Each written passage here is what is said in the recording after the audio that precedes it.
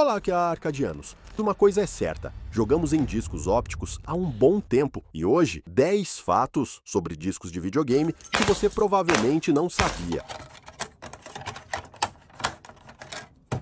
Vocês sabiam que vários jogos, incluindo Final Fantasy VII e Dragon Quest VII, foram originalmente planejados para o Nintendo 64? Isso mesmo, mas a Nintendo decidiu usar cartuchos ROM em vez de CDs de 640 megabytes e os jogos simplesmente não cabiam. Os cartuchos de Nintendo 64 tinham entre 4 megabytes e 64 megabytes, o que significa que o maior deles era cerca de 1/10 da capacidade de um CD-ROM. Final Fantasy VII usava 3 CDs e todos estavam repletos de gráficos pré-renderizados e vídeos em full motion. Se tivessem que espalhar isso por vários cartuchos de Nintendo 64, seriam uns 30 cartuchos. Imagine ter que trocar o cartucho 29 vezes no meio do jogo e, pela forma como os cartuchos do N64 funcionavam, nem dava para fazer isso. Então, assumindo que você quisesse pagar por um jogo de 30 cartuchos, que não seria barato, diga-se de passagem, nem funcionaria. Se não fossem pelos discos ópticos, jogos com essa duração e nível de detalhe, com vídeos em full motion e cenários pré-renderizados, simplesmente não existiriam. Da próxima vez que você vir um disco óptico, agradeça. Ele vai ignorá-lo, claro.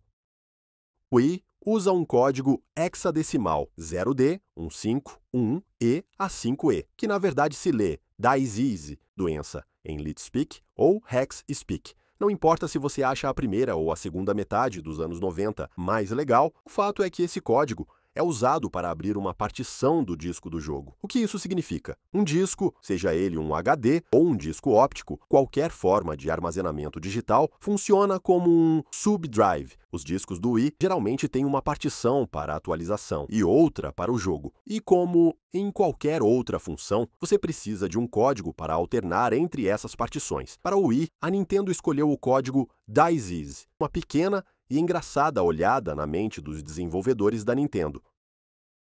Oitavo, a quantidade de espaço disponível em um disco às vezes resultava em versões demo de jogos contendo significativamente mais conteúdo, embora não necessariamente em um estado totalmente acessível. Um dos exemplos mais notórios disso é o jogo Crash Bash para PlayStation. Se você tinha uma demo dele, na verdade, conseguia desbloquear a versão completa do jogo, ainda em fase beta, simplesmente inserindo um código de trapaça. O motivo disso? Na época, os desenvolvedores acharam mais fácil incluir o jogo completo e bloquear uma parte dele do que fazer uma versão de demonstração totalmente diferente. Para ser justo, muitas coisas mudaram entre a versão beta e a versão final que foi lançada.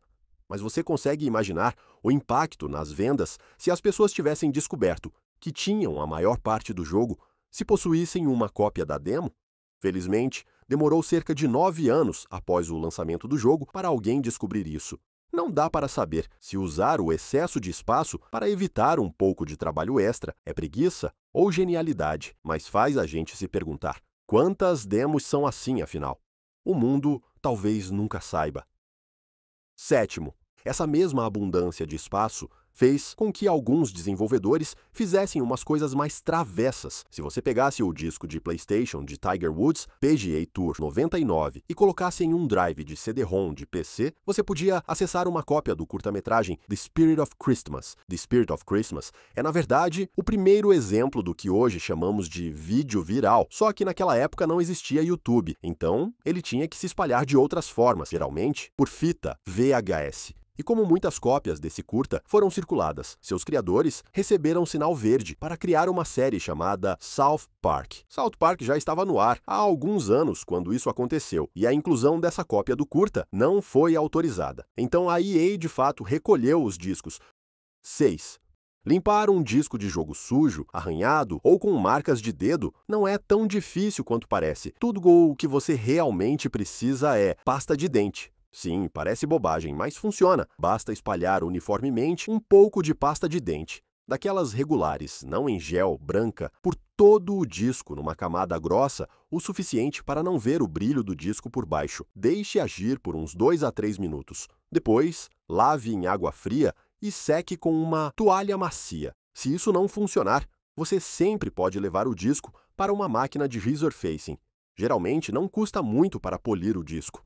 E se você conhece alguma biblioteca por perto que tenha CDs de áudio ou filmes em DVD, eles costumam ter uma máquina de remoção de arranhões. Se você pedir com educação, eles te deixam usar.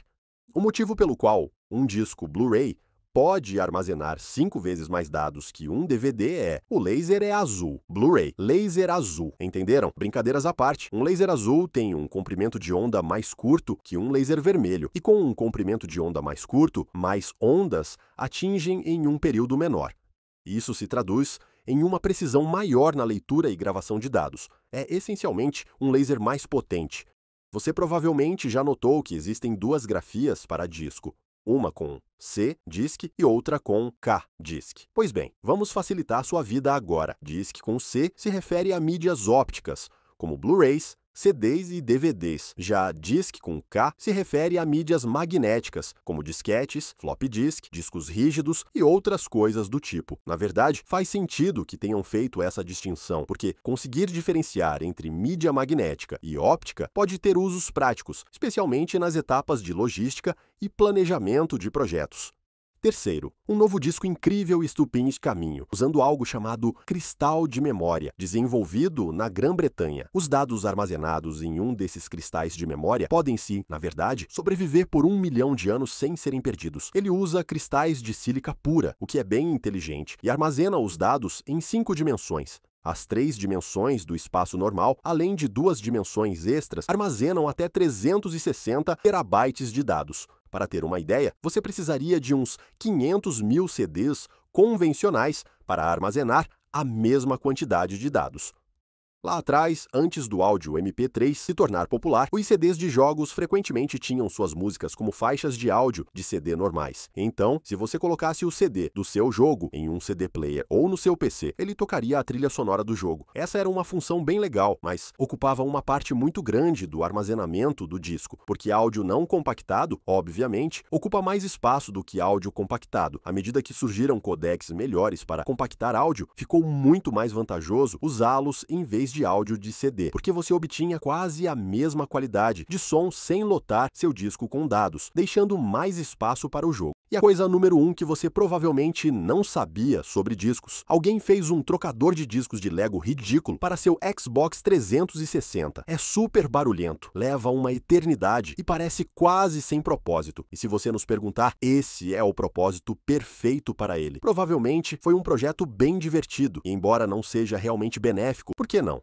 Um pequeno bônus para vocês. Já notaram como às vezes eles fazem um ótimo trabalho incorporando o próprio disco na arte do disco? Por exemplo, a arte de Super Mario Bros. Wii mostra Mario, Luigi e 2 Toad dispostos para parecer um controle antigo de Super Famicom. O disco de Xenoblade Chronicles faz um trabalho muito legal de colocar o buraco bem no meio da arma, o que faz com que a arma se pareça significativamente mais com a que aparece no jogo. E o disco de One Chambara tem um buraco de forma interessante que, bem, digamos que age como uma espécie de censura, ou, se você colocar o dedo através dele, o torna consideravelmente mais indecente.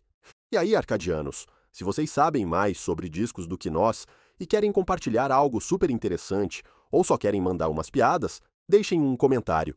Se vocês curtiram aprender algumas coisas sobre discos hoje que provavelmente não sabiam antes, ou se simplesmente gostam dos vídeos do Arcadia, por favor, cliquem no botão de curtir. Se são novos por aqui, se inscrevam.